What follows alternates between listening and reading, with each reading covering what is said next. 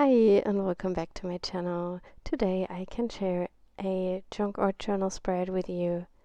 I'm working in my handmade junky art journal and I have already primed the pages with gesso and I have put some papers underneath to protect the other pages. I'm starting with some background stamping just to get this white of the blank pages covered, as I am not really inspired or sure where to start, but I wanted to create something. And I think a junk journal spread is always not bad because you can glue down a lot of stuff and things, and it's not really that important how it turns out. I have used one of the new stamps from the Lace Doilies stamp set. The new sets have been released, I believe, last Friday, and they are still on sale today, so you maybe want to check them out. I will leave a link in the video description. I now add in some collage papers. I'm using old book paper and glue that down with a glue stick.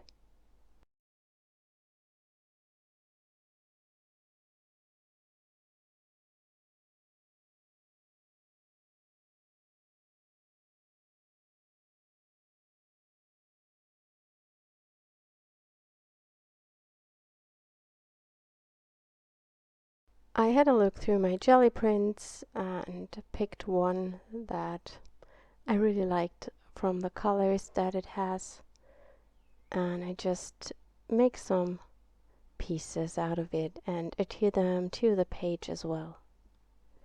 I have a jelly printing video on my channel from last week where I have also used the new stamps.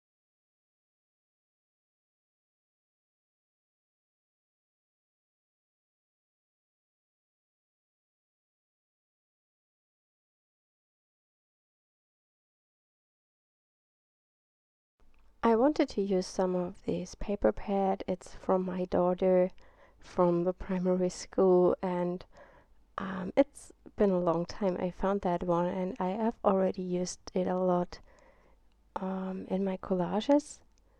And she had some really dark black marks on it, what I liked a lot, and that was the reason I picked that pad, and she told me I can have it and use it. So now I want to add some stamping to the paper and then also adhere this to the spread. Here I'm using a stamp from the Mixed Media Marks number 2 stamp set. The number 1 set has been a bestseller in my shop, and it's also a set that I use almost in every piece. And it seems the Mixed Media number 2 set is also very loved because I had a lot of orders on this. Talking about orders, I want to thank every one of you very much for your support. I am so happy that you like the stamps so much and that you are enjoying the videos.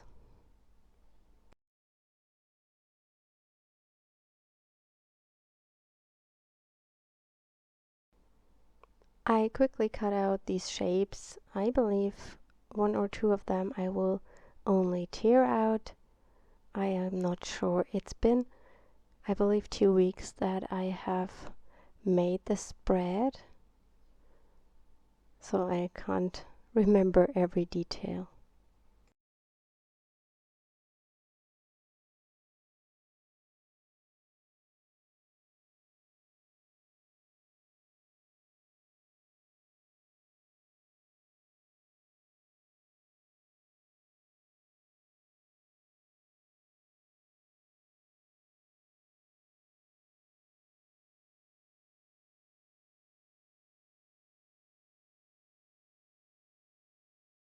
Sticking down all these stuff makes it easier for me to create a spread. I just arrange everything where I think it looks good, and that builds up my page, and with every step I come closer to the finished result. I decided to add more papers. I really like that light green. I really like this color combination, this berry red with the black and white and the olive greenish tones. I think it's really pretty. I still read always some questions about my color palette sketchbook. I usually answer my comments, but at the moment I really can't find time to answer all of them, but I read all of them. And I just want to mention here that the sketchbook I have for my color palettes is just a paper pad from Arteza, but I think it's not important which paper you are using or which sketchbook. I think you should just grab something you have laying around, and that is not the most expensive one. And there I just record color palettes that I like, color combinations, and I am inspired a lot by photo magazines and books because they have sometimes really nice landscape photography or botanical photography inside where you can really pick out a certain color palette. And of course I also find a lot of work online where I like the color combination. And whenever I like something, I just record this in my color sketchbook, and then I can use this as a reference or as an idea when I have no inspiration. I add some more stamping to the spread. I'm using one of the StazOn borders. This is the one from the new Mixed Media Marks stamp set.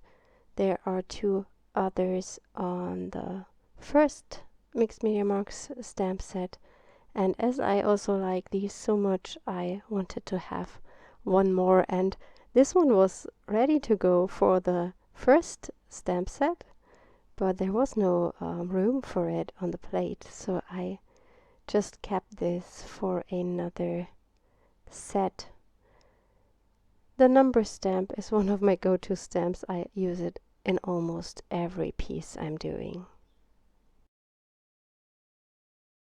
I'm using waterproof ink to stamp everything because I want to go on top with a little bit of watercolor.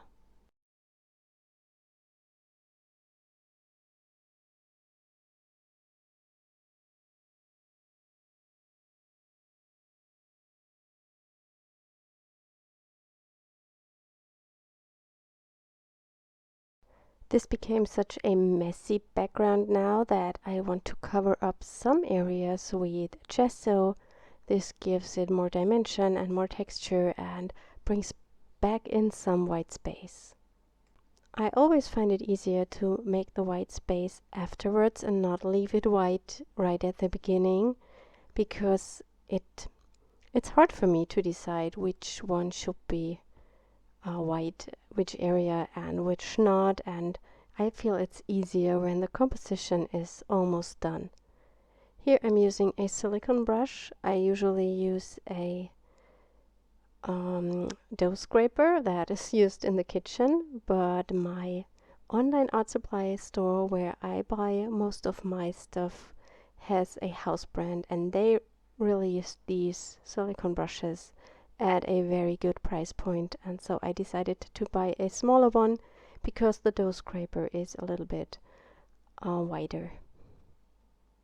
I also use a palette knife to add a little bit more gesso because it gives a different texture, and I really like that.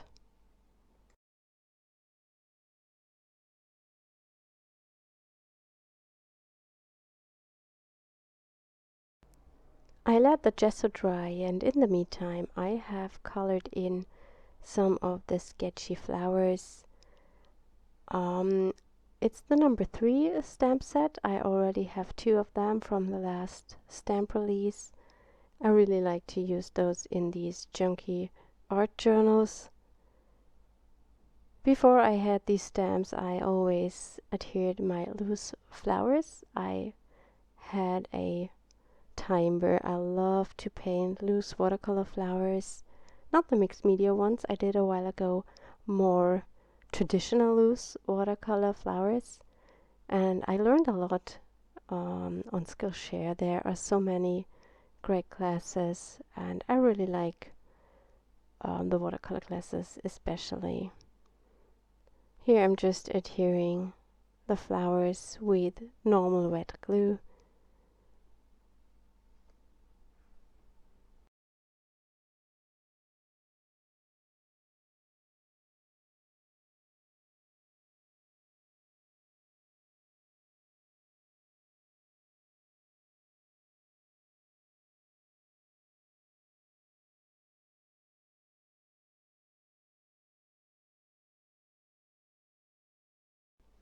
I now go in with my watercolors and add a little bit of color here and there. I'm using the Jello watercolors because they are the most vibrant colors I have, and I really like them also on gesso.